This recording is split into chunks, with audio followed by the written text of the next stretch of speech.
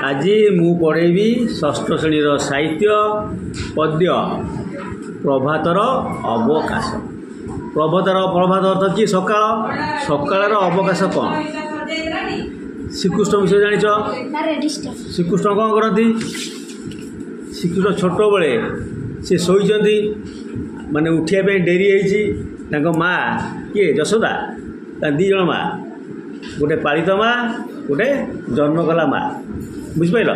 तेणु से जो पालित माँ पाखे से रही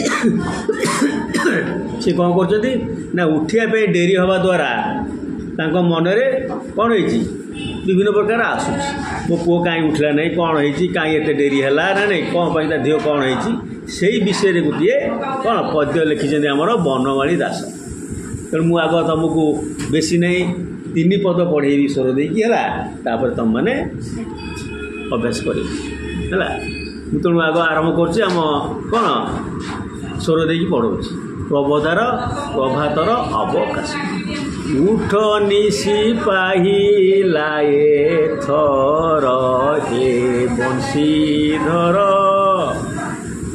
उठ निशी पाइलाए थर हे बंशीधर मंदिरे डाकिले सुक वृक्षरे राविले काक कुहु कुहु रटे बिक कुटु कुटु डाकिले परख हे बंशीधर उठ निशी पाहिलाए थर हे बंशीधर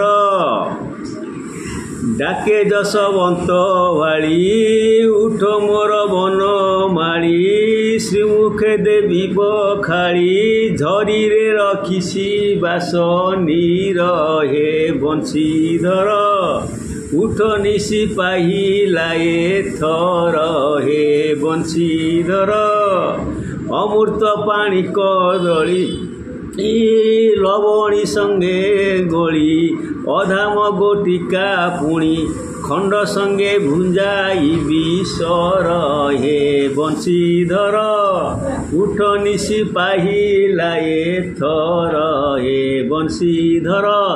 यही स्वर कर तुम मैंने अलग स्वर भी कर बोली पार है।